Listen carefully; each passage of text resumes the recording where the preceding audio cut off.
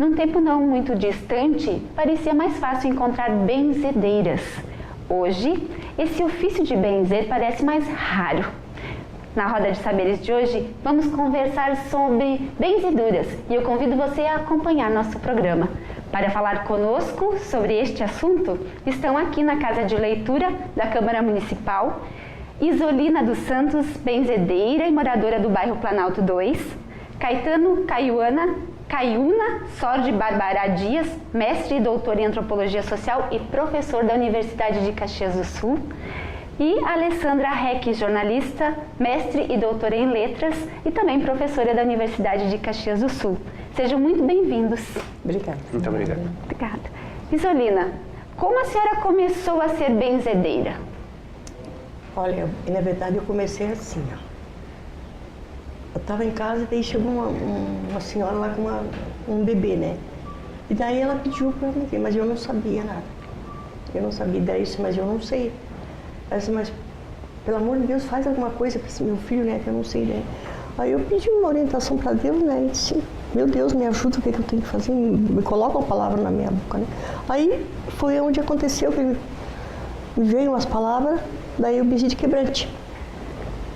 Tá, dali por ali eu fui, medi aquele de quebrante, daí uma foi passando para outra, eu fui indo, depois dali eu comecei, fui passando para um, já fui aprendendo mais, e fui indo, e hoje eu sei tudo quanto é. Hoje benze para tudo que precisa. Tudo que precisa. Eu só não arrumo quebradura, destroncada, essas coisas assim, né? E nunca fiz parte. Envolve ossos. Essas coisas não, essa coisa nunca, esse aqui não me, mais o mais de benzimento, tudo eu sei fazer. E a senhora tinha quantos anos? Olha, eu não sei, eu sei que faz, quero ver, falar bem a verdade, faz uns 34 anos já que faz os benzimentos. Isso. A senhora já morava aqui? A senhora é de Vila Seca, no interior de Caxias? Sim, mas eu morava aqui. Já morava aqui? Assim que eu vim morar aqui, eu já... Vai fazer 35 anos que eu moro aqui, eu já... E as pessoas procuram a senhora mais por que motivo? O que leva as pessoas a procurar a benzedeira Isolina? Ah, de tudo para benzer, né? Benzer de... Como é que eu vou explicar? Um benzer de quebrante, outro de garganta, eu sei benzer de quebrante, garganta, cobreiro, coluna, nervo ciático, como é que eu vou explicar? Cobreiro, reumatismo, tudo que... Eu só não faço essas 3 coisas que eu falei aqui, mas tudo eu sei fazer. E a média de atendimento que a senhora faz lá no bairro? Quantas pessoas em média por dia? Ah, mais ou menos, às vezes tem dia que dá 3, 4, 5, tem dia que dá 10, tem dia que dá 20, 30, 50, por aí conforme, né? 50, 60, conforme o dia. Bastante? Bastante. Bastante. Professor Caetano, do ponto de vista da antropologia, como a gente vê hoje o benzimento? A tarefa, o ofício das benzedeiras e também dos benzedeiros ou benzedores? Bom, normalmente a gente enxerga isso a partir de várias perspectivas, né? Uma delas é uma concepção de saúde, de doença, de cura, que está além e que, na verdade, historicamente, é inclusive anterior à medicina formal e ao processo de instrução formal, né, da formação dos médicos e tudo mais, e que é uma concepção de saúde e de doença que não separa, como normalmente a medicina moderna faz, entre um âmbito físico e um âmbito moral, digamos assim. Né? Normalmente são questões que estão ali coligadas e um processo também de transmissão desse conhecimento que dispensa ou vai além dessa formação mais institucional. Né? Então a gente vê que é uma tradição, pelo menos no nosso país e talvez em toda a América Latina, né? Isso é bastante frequente, que se dá por liames que não são propriamente escolares, né? Da universidade ou da formação acadêmica, mas sim, enfim, liames de parentesco, né? Ou relações vicinais de bairro, como parece ser o caso, né? da Dona Isolina. E a gente vê que, muito embora talvez exista um declínio, né, dessa prática, desse ofício, hoje ainda assim tem bastante demanda, né? A média de 40 pessoas por dia é bastante. Tem tantos médicos e outros ofícios mais formais que atendem tanta gente por dia como a senhora. Né? Então isso demonstra a vitalidade da prática, né? Apesar de, em alguns sentidos, ela estar em declínio, né? Professor Caetano, até num primeiro momento, quando a gente começou esse programa, a gente partiu dessa perspectiva de que é um fazer que está ficando raro, porque jovens não têm muito interesse. eu conversei com várias benzedeiras, além da Isolina, e senti um pouco isso, que elas não percebem interesse dos mais jovens em dar sequência a esse dom, né, que o pessoal caracteriza. Mas eu estava fazendo uma pesquisa e, por exemplo, no Paraná, 2 cidades, Rebouças e São João do Triunfo, eles contabilizaram 295 benzedeiras ali no início dessa década. É um número grande, inclusive lá eles aprovaram uma lei nas câmaras dessas 2 cidades, como que instituindo essa função, dando um maior vigor e uma autorização para ela. Pela sua vivência e pelas suas leituras, como a gente está com essa função, realmente está mais escassa ou segue num ritmo tradicional, normal de crescimento? Eu acho que são 2 movimentos que são paralelos, né? Se por um lado tem um movimento de declínio que não se restringe só ao ofício das benzedeiras, né? Porque a gente pode pensar outros ofícios tradicionais que entram num processo não de desaparecimento, mas de declínio, de desinteresse das novas gerações. Meu próprio trabalho de pesquisa teve a ver com isso, né? Com o declínio das lidas no campo, na região da campanha, né? Também um desinteresse dos mais jovens em prosseguir com o ofício tradicional de peão, né? Então, por um lado, tem esses universos mais tradicionais que podem estar numa trajetória de declínio, de desinteresse, mas, por outro lado, nas últimas décadas, políticas de resgate disso através da patrimonialização, como me parece ser o caso dessas cidades no Paraná, né? Outra iniciativa interessante, se eu não me engano, já faz alguns anos, existe uma política no Sistema Único de Saúde de inclusão do que o sistema médico formal chama de terapias alternativas complementares. Em alguns lugares isso inclui esse ofício das benzedeiras ou dos processos de cura tradicionais. Então, talvez por aí, através desses processos de patrimonialização, se resgate algum interesse, que às vezes fica muito restrito por um interesse, claro, antropológico ou muitas vezes de pesquisas de folclore, mas muitas vezes, eventualmente, pode ser a reativação do próprio saber. E eles consideram, eu até estava lendo também, o Instituto do Patrimônio Histórico e Artístico Nacional considera um patrimônio imaterial da cultura brasileira a cura por meios não tradicionais. Exatamente. Então, dá essa valorização para essa atividade também. Até porque, se a gente pensa em termos de cultura brasileira, a gente está falando numa prática que, claro, ela varia muito, de região para região do país. Em alguns lugares com maior uso das plantas, de chás, em outros lugares mais só gestos e rezas. Mas aí você vê claramente 3 matrizes, uma matriz do catolicismo popular, de matriz europeia, uma influência grande da cultura africana também e dos saberes indígenas, quando a gente vê as práticas de benzedura, por exemplo, na Amazônia, na região norte e até ali no interior do Paraná tem muito uma influência da cultura indígena, dos saberes ecológicos indígenas, de manipulação das plantas, uma espécie de farmacopeia nativa, assim, que é bem interessante.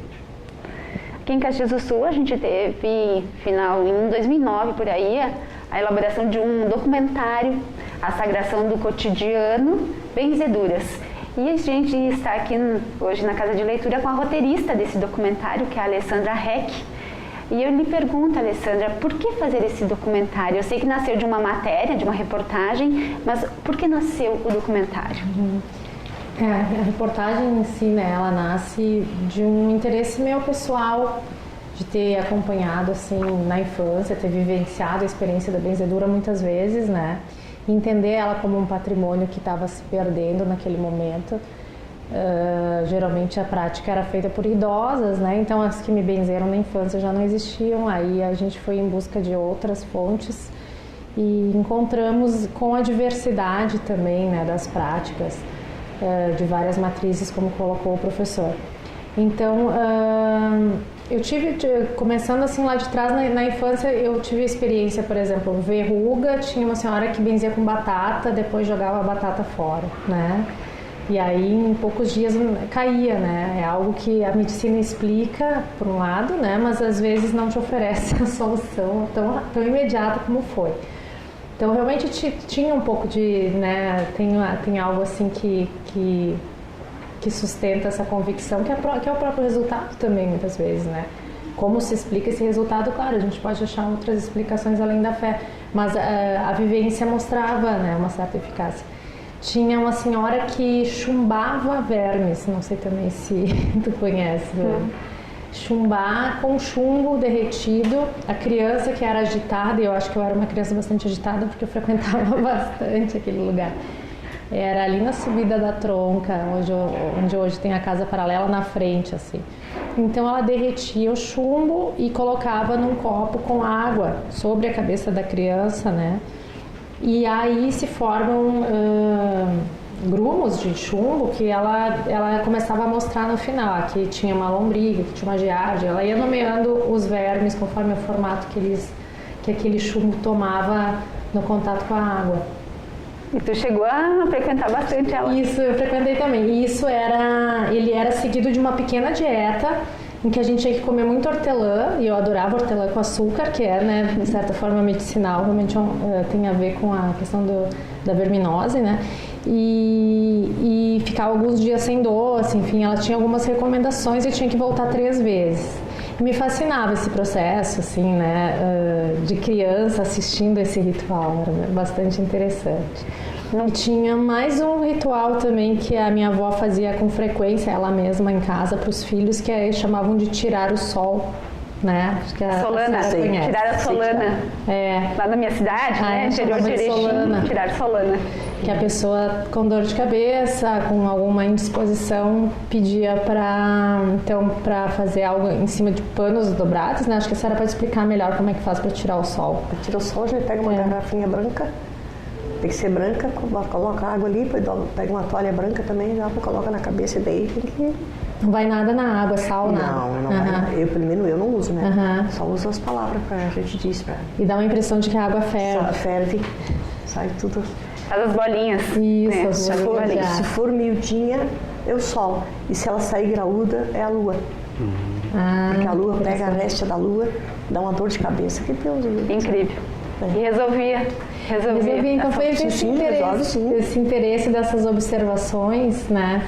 Partiu a reportagem que mais tarde foi adaptada para documentário. Ali, agora a gente vai fazer um intervalo, nós vamos parar um pouquinho o programa fazendo um intervalo. Na volta a gente vai acompanhar o trailer deste documentário. A gente agradece a companhia nesse primeiro momento e voltamos a seguir.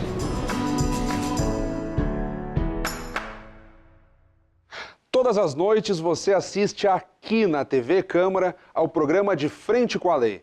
Uma conversa franca e descontraída com os vereadores de nossa cidade, para que você conheça o trabalho de cada um, suas propostas e projetos para melhorar a nossa vida. O programa De Frente com a Lei coloca os nossos vereadores mais próximos de você. TV Câmara Caxias. Democracia que a gente vê. A Câmara de Vereadores de Caxias do Sul está completando 125 anos de trabalho e de defesa da democracia. Para comemorar esta data, criamos o programa Homenagem 125, um reconhecimento a ex-vereadores, a cidadãos que muito fizeram por nossa cidade. Assista aqui na TV Câmara o programa Homenagem 125. TV Câmara Caxias. Cidadania que a gente vê. Terça, quarta e quinta, a partir das 8h30 da manhã, você confere aqui, deste plenário, a sessão ordinária da Câmara de Vereadores. Assuntos polêmicos, indicações, projetos de lei, tudo e qualquer assunto que for de interesse do caxiense passa pela Câmara de Vereadores. E você confere aqui na TV Câmara Caxias. Fique ligado! TV Câmara Caxias. Democracia que a gente vê. Voltamos no segundo bloco da Roda de Saberes de hoje, que conversa sobre benzeduras. No bloco anterior, a gente estava conversando com a professora Alessandra Heck, que foi roteirista de um documentário chamado A Sagração do Cotidiano, Benzeduras, veiculado aqui na cidade de Caxias do Sul e produzido em 2009. E para a gente continuar a conversa com a Alessandra sobre esse documentário, a gente antes vai acompanhar o trailer. Convido você a acompanhar.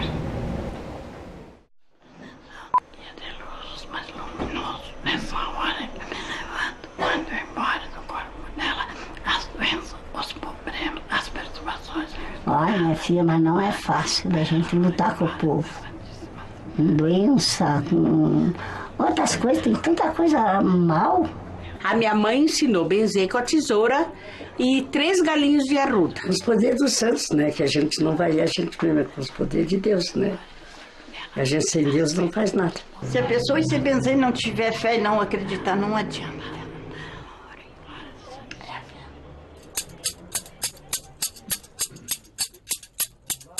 Se não tem fé, daí não adianta benzer.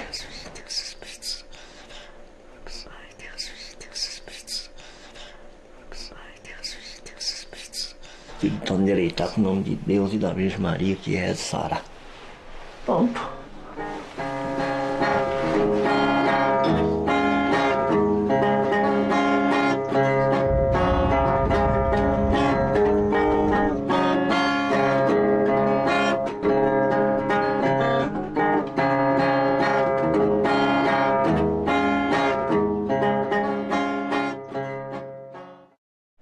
Acompanhamos há pouco o trailer, então, da Sagração do Cotidiano, Benzeduras, um documentário produzido, elaborado e roteirizado pela Alessandra Heck. Nesse material, Ali Heck, há muito destaque para a fé. A fala dos benzedeiros e das benzedeiras realça justamente essa crença. Dizem que quem os procura, se não tiver fé, aquela reza, aquela oração não dá certo, não cura. Essa fé, esse sagrado, também esteve presente na reportagem que você fez para elaborar o documentário? Exato, a reportagem ela procura se basear também em alguns teóricos, né, relacionados a essas práticas. E aí a gente tem o Mircea Eliade, que fala sobre a história das religiões e consegue ajudar a refletir sobre essa oposição ou essa vida dupla do homem entre o sagrado e o profano, né? O desejo de sagrado no cotidiano, então por isso que vem esse título da sacralização, porque o mesmo elemento que tu usa para tua higiene, para beber, que é a água, por exemplo, ele se torna sagrado em um momento paralelo quando você tem a intenção de sacralizar, né? E aí a gente foi atrás de outros elementos, destacando que a produção é da Janete, né, da Spaghetti Filmes, a Janete Krieger, que se interessou em transferir o impresso para algo audiovisual, né? Então se buscou, da minha parte no roteiro, pensar qual o sentido daqueles elementos que iam aparecendo, né? Então, sintetizando, tem a força da palavra, né? A palavra na história das religiões ela é muito importante, né? A gente tem no mito fundador ali do catolicismo aquela questão no princípio era o verbo, né? Então tem uma questão fundadora, né, da palavra, que é a palavra também que vai ser usada na reza ou na palavra mágica, enfim, né, que é proferida. Tem a água, tem a erva, né? E o sentido da erva, toda uma simbologia também ligada à questão da seiva, da vitalidade, né? Fora a questão medicinal, né? Pensando na questão da sacralização da erva. E surgem elementos bastante diferentes, como um senhor que benze com uma sequência numérica. Então, né, essa questão da organização, de certa forma, me lembra um pouco o que a gente faz quando a gente ouve narrativas, quando a gente acessa a literatura, por exemplo, que também são formas de organização, né? E a fé perpassa elementos dispostos e organizados sempre da mesma forma, né? Que vão dando sentido naquele processo de cura.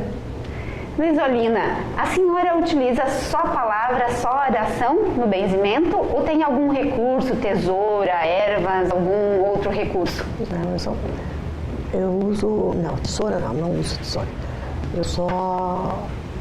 Como é que eu uso? Eu só uso água e uso um galinho de arruda, qualquer galinho verde. Qualquer uma folha, um raminho verde para mim. Eu uso mais só minha... Só oração, a palavra. Só a palavra e a fé que a gente tem. Tem que ter fé. Se a gente não fizer com amor e com fé, não adianta. Não adianta? Não adianta. Se eu for fazer, vamos supor, está precisando, está com alguma coisa, se eu vou lá com preguiça, não vai resolver nada. Então, se eu fizer com fé e eu gosto de fazer isso que eu faço. Eu tenho prazer de fazer. Então, que nem disse, seria metade da cura, né? Metade é o gosto de fazer e a fé é outra metade. E eu gosto disso aqui que eu faço. Eu amo isso aqui. E a senhora nos contou que não há nenhuma cobrança. Não. É sim, aliás. Claro que eu sempre ganho, né? Mesmo se eles me colocam lá em cima da mesa que tem lá, e eu não... Eles me perguntam, mas eu esqueci que vou dar para a senhora, não vai pagar o que a senhora me fez. Não importa. Está me dando de coração, sim, é de coração. Então, pode deixar ali. Teve casos muito complicados que chegaram até a senhora e que lhe chamam muita atenção. Tem algum que pode nos citar, nos falar? Tem bastante. Tem bastante caso complicado. Tem algum que a senhora lembra que ficou na sua memória, Dona Isolina? Agora não lembro, porque de tanta coisa que tem, não lembro, mas tem bastante coisa complicada. Mas graças a Deus, às vezes se for uma vez, eu mando voltar 3 vezes, às vezes, ou quantas vezes precisa, mas graças a Deus, né? E a senhora atende de segunda a sexta, qual que é o seu horário de atendimento? Das 9 até meio-dia, e depois, às vezes, a 1, que já começa, até às 7. Direto? Direto. Só no sábado, daí no sábado eu descanso um pouquinho, eu atendo das 9 até meio-dia, e depois daí das 4 até as 7. Daí de meio-dia até as 4, daí eu não atendo no sábado. E domingo não. Eu diria para a senhora. Domingo não. Domingo eu saio refrescar a cabeça, porque senão... Senão, né? A senhora precisa de um tempo. Isso, porque... Para repor energias. Porque se fosse todo o mesmo problema, não é. Cada causa é uma vez pior do que o outro, às vezes. E a senhora precisa dessa preparação para poder atender bem. Para poder atender, né? Para poder... Pegar o compromisso, eu tenho que dar conta, né? Aquilo ali. E às vezes tem pessoas também desempregadas, às vezes que eles precisam fazer assim, eles precisam de uma oração também, uma coisa, uma ajuda, eu ajudo também. Assim. Em palavra, Deus me manda o que eu tenho que fazer, eu faço. Oração faz bem sempre. Faz bem. E agora a gente vai acompanhar uma matéria com a dona Maria Antunes, que é benzedeira no Jardim Iracema. E assim como dona Isolina, dona Maria atende em média 40 pessoas por dia. Vamos acompanhar? O benzimento é um ato quase silencioso. Num cochicho, Maria Francisca Antunes vai tecendo palavras e palavras. As mãos se movem enquanto a oração acontece. É numa sala de aproximadamente 2 metros quadrados, decorada com santos, velas e muita esperança, que essa simpática avó de 77 anos atende uma média de 40 pessoas por dia, de segunda a sábado. Quebranto, reumatismo, vermes, cobreiro, rendidura, olho grande, sonolência. São tantos os motivos que levam crianças, adultos e idosos a baterem na porta da Casa da Benzedeira, no Jardim Iracema, em Caxias do Sul. Por causa da idade, o médico pediu para parar ou reduzir os atendimentos, mas ela resiste, ainda mais quando envolve os pequenos. Vó Maria perdeu a conta de quantas pessoas atendeu até hoje. E gente, inclusive, de outros estados. Ainda muito disposta, ela quer ver mais pessoas bem a partir de suas preces.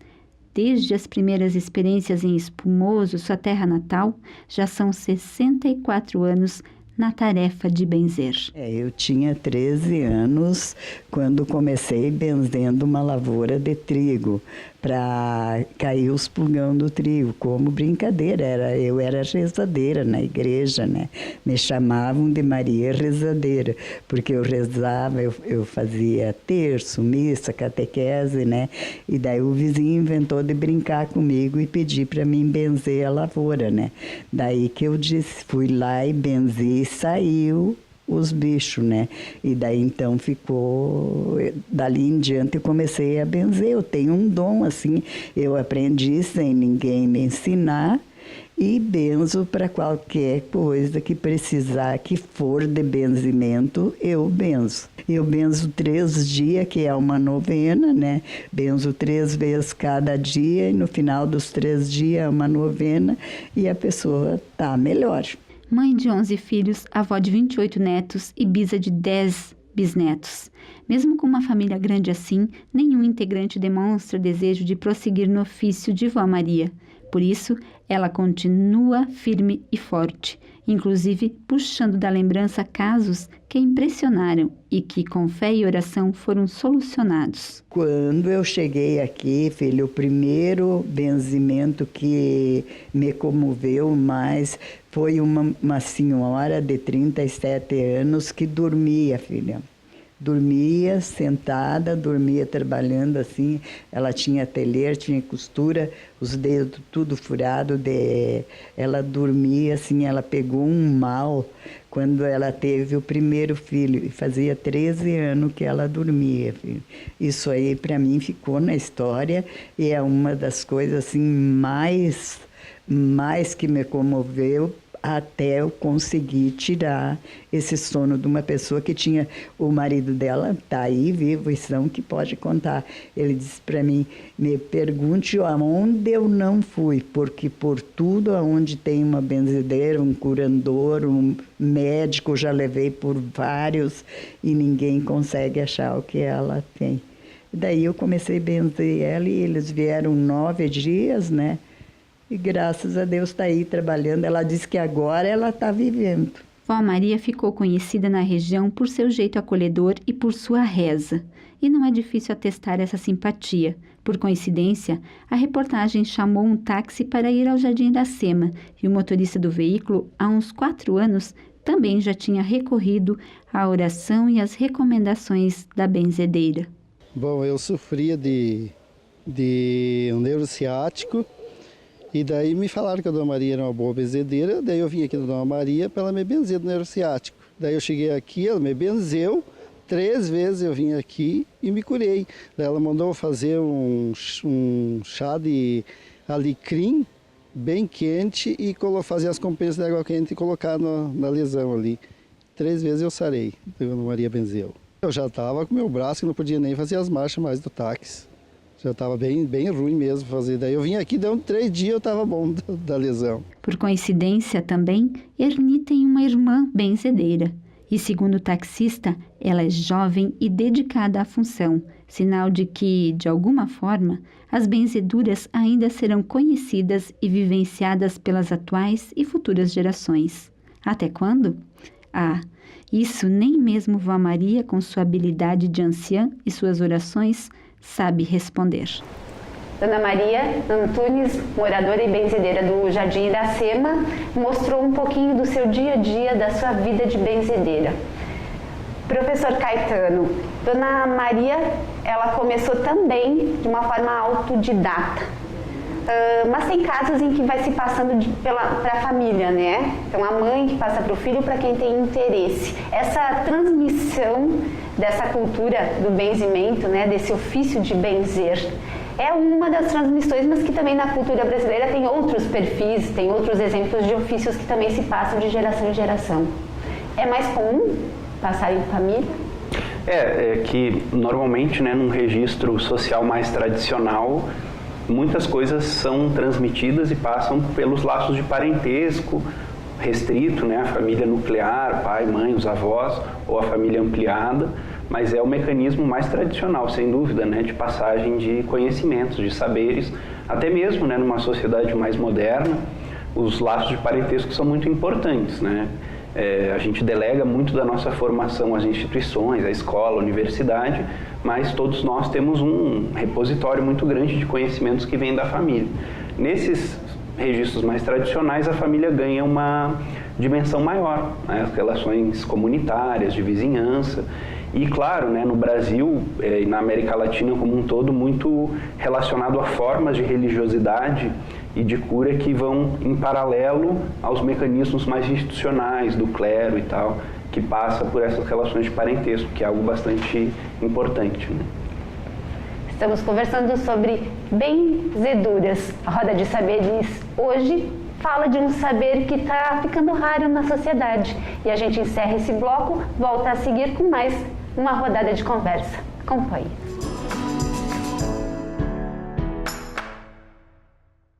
Todas as noites você assiste aqui na TV Câmara ao programa De Frente com a Lei. Uma conversa franca e descontraída com os vereadores de nossa cidade, para que você conheça o trabalho de cada um, suas propostas e projetos para melhorar a nossa vida. O programa De Frente com a Lei coloca os nossos vereadores mais próximos de você. TV Câmara Caxias. Democracia que a gente vê. A Câmara de Vereadores de Caxias do Sul está completando 125 anos de trabalho de defesa da democracia. Para comemorar esta data, criamos o programa Homenagem 125, um reconhecimento a ex-vereadores, a cidadãos que muito fizeram por nossa cidade. Assista aqui na TV Câmara o programa Homenagem 125. TV Câmara Caxias. Cidadania que a gente vê. Terça, quarta e quinta, a partir das 8h30 da manhã, você confere aqui, deste plenário, a sessão ordinária da Câmara de Vereadores. Assuntos polêmicos, indicações, projetos de lei, tudo e qualquer assunto que for de interesse do caxiense passa pela Câmara de Vereadores. E você confere aqui na TV Câmara Caxias. Fique ligado! TV Câmara Caxias. Democracia que a gente vê. Voltamos com o último bloco da Roda de Saberes de hoje, que fala sobre benzeduras. Esse ofício desempenhado pela dona Isolina e pela dona Maria, que a gente acabou de ver na reportagem, e que eu lhe pergunto, Isolina, na sua família é só a senhora de benzedeira ou tem mais gente? Não, agora não tem. Uma vez tinha minha mãe, mas eu não sei nada do que ela fazia. Hoje eu não tenho mais minha mãe, já é falecida, mas eu não sei nada do que ela fazia. Minha mãe benzia, mas eu não sei. Ela benzia em Vila Seca? É, ela benzia, mas eu não sei o que ela fazia, nunca vi. Nunca viu? Não, a gente trabalhava no interior, né? Assim, a gente ia trabalhar na roça, na coisa, e a gente não sei o que ela fazia. Não sabe? Não, isso que eu sei, nada, não sei. Se eu disser que eu sei o que ela fazia, eu estou mentindo, mas eu não sei. E aí, filhos, parentes, outros a senhora não tem? Não. E a senhora não pensa em ensinar alguém? A senhora já disse que não é assim, que não se ensina. Mas, sabe, isso aqui é assim, ó. Claro, cada um, né? Mas se a pessoa, acho que for ensinar, não aprende. Acho eu que não aprende. Porque eu aprendi a ler sem ir na escola, tudo, eu nunca fui na escola. Sério? Você é autodidata, então, em várias coisas. A gente que morava assim, a mãe da gente criou a gente e não deixava ir na escola, porque menina naquela época não ia onde tinha guri, né? Então, a minha mãe nunca deu estudo para meus irmãos, minha irmã ali, mas eu nunca fui. Nunca entrei em escola. Mas eu sei ler, eu sei escrever, tudo, sei fazer, tudo isso aqui, tudo na minha cabeça. Tudo da cabeça da senhora? Tudo na minha cabeça. A senhora faz também chás? Recomenda chás nos seus atendimentos? Sim. Recomendo, sim. Só não faço xarope, essas coisas não. Esses adequados assim não. Mas eu ensino o chá, que ele é bom para isso, que ele é bom para aquele lado, aquilo eu conheço. Isso aqui tudo eu sei. Qual que é o chá mais procurado e mais indicado? É o chá para depressão. Tem uma erva específica? Tem a erva doce. Para depressão, para quem tem depressão. Tem o chá da erva doce. É só tomar direto, que é para depressão o primeiro. As ervas, também, assim, aliadas ao benzimento, também fortalecem um sentido simbólico do benzimento. Isso. Esse sentido simbólico, professor Caetano, às vezes é passado de pai para filho, de mãe para filhos, que normalmente a mãe vai na benzedeira, depois o filho passa aí e assim por diante. A gente tem essa crença e do ponto de vista antropológico, esse valor simbólico, ele faz essa tradição prosperar. O senhor acredita que o ofício de benzimento, o ofício de benzer, tem vida longa? Eu acho que sim, acredito que sim, porque enquanto nós continuarmos seres humanos culturais, essas razões simbólicas vão continuar operando. É um processo de desencantamento do mundo com a ciência, com a medicina, vai numa velocidade, mas existem saberes ancestrais, tradicionais, que vão continuando, se fortalecendo, e a tendência hoje justamente é investigar, também do ponto de vista fisiológico, como opera, né, essa eficácia simbólica, que a gente chama na antropologia. Então, com certeza, isso tem vida longa.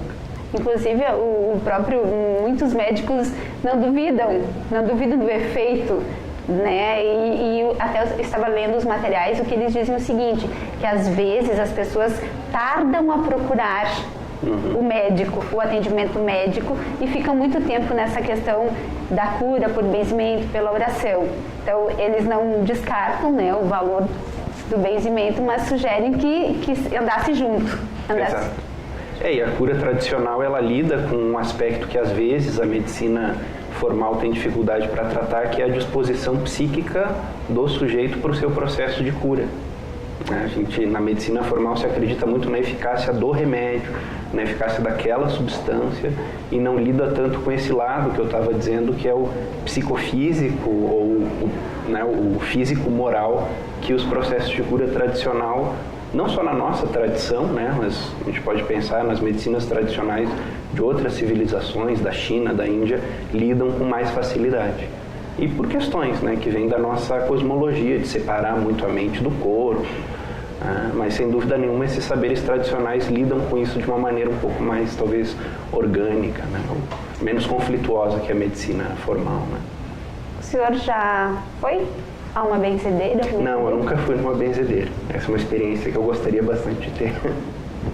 Ali, você foi, continuou depois de grande frequentando espaços de benzimento? Eu conheci aquela da prática da tesoura, que é relatada no documentário também, experimentei, que seria tipo cortar a energia ruim, né, o olho grande. Em algum momento extremo, já de adulta eu fui, mas isso já faz bastante tempo assim que não recorro mais. Mas é bastante interessante observar a reza, né, a forma como ela coloca que o mal, ela fala, a oração dela é diferente, né, não é tanto parecida com o sincretismo católico, né, tem mais uma raiz de religião afro, então ela diz que o mal vá para o fundo do mar salgado. E ela manda para lá. Então essa disposição de tu pensar, né, que as coisas que não estão dando certo possam ser rejeitadas, eliminadas, é bastante motivador, é interessante. Eu acho que é aquela história que as pessoas dizem mal não faz, né? Mas eu acho que é bacana também pensar essas práticas, a manutenção dessas práticas como um retorno, um desejo do homem, que eu gosto muito de um estudo do Mafessoli, que fala da questão do retorno do trágico nas sociedades contemporâneas, né? E ele também coloca como que ele chama de o reencantamento do mundo. Então seria um momento de desaceleração da sociedade, né? Que economicamente a gente estaria já entrando num pós-capitalismo, o capitalismo tardio, aquele momento em que os recursos naturais já estão se esgotando, aquela busca pela competitividade, desenvolvimento precisa ser revista, né? E nessa desaceleração o homem retornar aos valores da terra, das tradições, um pouco mais dos ritos mais comunitários, né? Do contato com as ervas, com a sua natureza, enfim, com a sua essência. Então, acho que comunga um pouco essa necessidade também, né, de integrar mais o psíquico, o afetivo e a natureza, de alguma forma, trazendo para dentro do seu cotidiano, né. Essa natureza, essa oração que talvez explique coisas que a razão não consegue. Exato. A gente estava aproximando, né, o próprio ato do benzer, do benzimento e a crença nele, muito próximo do mito. A gente busca no mito uma resposta que a razão não consegue. Ou ainda não consegue, né? Ainda não consegue. Essa volta para si, talvez o benzimento seja uma volta para si. Eu acredito muito na autonomia. Acho que a busca do sagrado, ela parte de uma busca também de si mesmo, né? Acho importante que não se delegue tanto a sacralização no cotidiano. Acho que ela está nas mãos de cada um, né? Nesse delegar acaba surgindo, né, aquela questão também às vezes da exploração do culto religioso, né, de uma forma predatória, que a gente vive também, né, um crescimento. Então é bacana se as pessoas pudessem se religar com o próprio sagrado.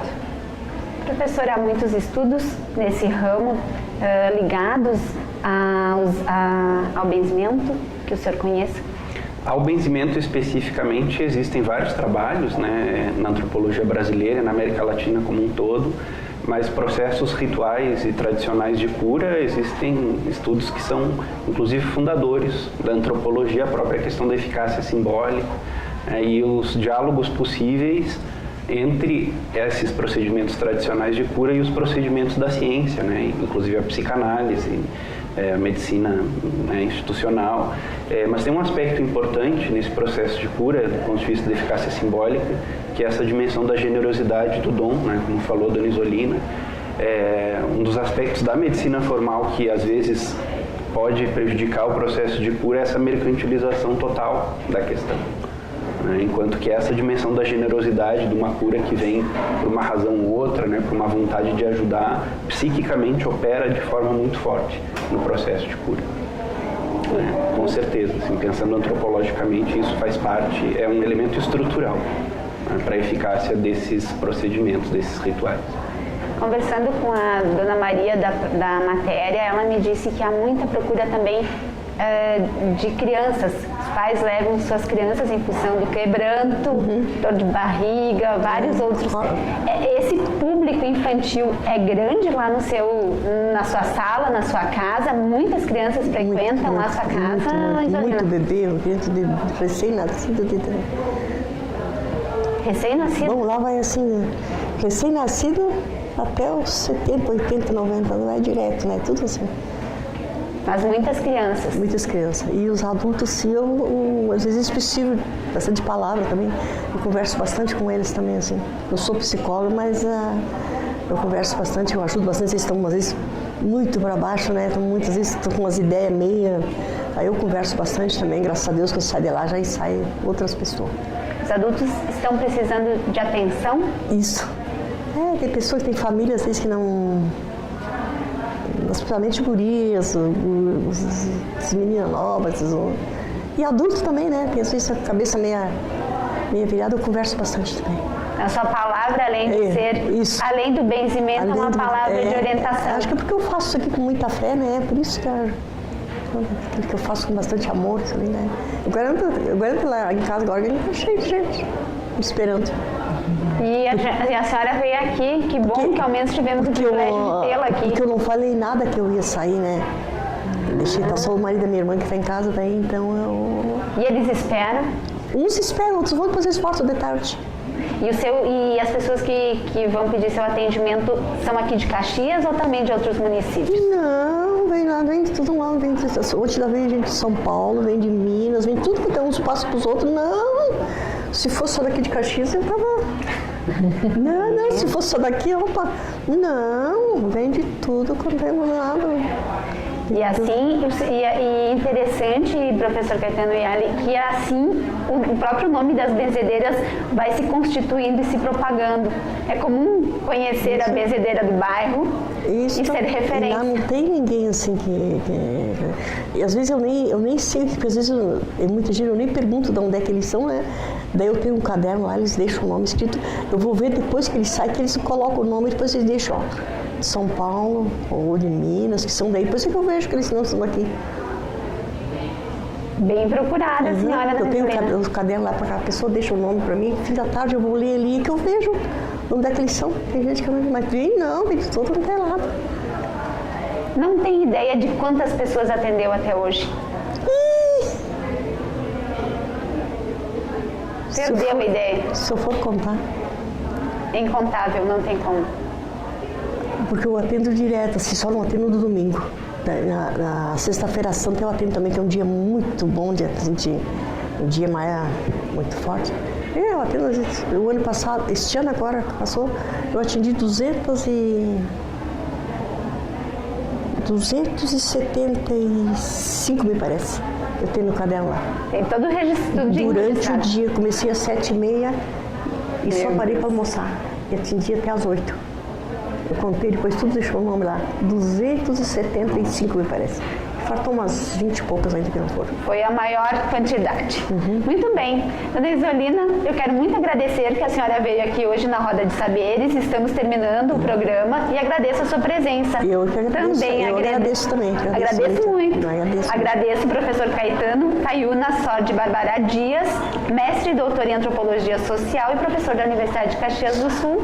E agradeço a presença da professora Alessandra Reck, que também é jornalista, mestre e doutora em letras. A você que está em casa, muito obrigada por sua presença, por nos acompanhar hoje, quando Roda de Saberes conversou sobre benziduras. Obrigada pela companhia, até o próximo programa.